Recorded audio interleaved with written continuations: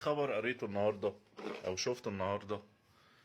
آه، انا نشرت الفيديو ونشرت التفاصيل وبتاع، بس يعني الموقف مش راضي يدخل مخي. يعني انا بحاول ان انا كل شويه بجيب الفيديو واتفرج على الفيديو. بحاول استوعب ايه اللي حصل، مش قادر استوعب ايه اللي حصل. ايه الموقف بقى؟ الموقف ان هي بلوجر اسمها آية إيهاب. آية إيهاب دي واخدة شقة في الجيزة هي، والمفروض ان هو في واحد مقيم معاها اسمه رامي ده متجوزها زواج عرفي. المهم آية إيهاب دي الحكومة يعني دهمت الشقة ولقت فيها 860 تربة حشيش، أي ما يعادل وزن 86 كيلو جرام من مخدر الحشيش. والبضاعة دي تقدر ب9 مليون جنيه. وظبط 4 تليفونات أو تليفونين، وظبط 4 عربيات. فأنا الخبر يعني، انا شفت، ما كنتش اعرف مين آية إيهاب دي، بس انا شفت، دخلت طبعا عملت سيرش وشفتها. بس انا متزاول. ايه اللي يخلي بنوتة زي دي وجوزها وبلوجرز وناس معروفة يعملوا لقطة زي دي؟ طب انت كده كده لو انت بتتكلم في فلوس، ما انت اوريدي انت بيجيلك فلوس.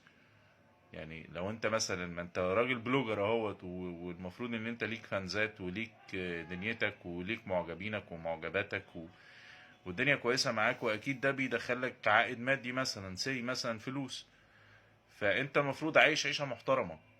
ايه اللي يسوحك، او ايه اللي يسوحك انت وهو، ان انتوا تروحوا تتاجروا في المخدرات وتسعى بضاعة 860 تربة حشيش 86 كيلو يقدروا ب9 مليون جنيه؟ إيه يعني؟ يعني الوصول لايه؟ وفين الضمير وفين الدين وفين فين الكلام ده من حياتكم؟ وازاي ان انت تاكل كده من حرام يعني؟ انا مش شيخ ولا حاجة، بس يعني انا عمال اجيبها يمين اجيبها شمال، مش مقتنع. وعمال اتفرج على الفيديو اللي انا شيرته اكتر من مرة برضو، وانا حاسس ان هو، يا انا يا طيب قوي واتربيت، يا اما الناس دي خطيرة، يا اما الوضع كله بقى مريب. وانا اعتقد ان الوضع كله بقى مريب بصراحة، لما تبقى بنوتة قاعدة مع شاب متجوزاه عرفي، ولا هو متجوزين بعض عرفي في شقة في الجيزة، وينظبط معاها او يتم ضبط الكلام ده كله في شقتهم. يعني سبحان الله، له في خلقه شؤون. اه والله.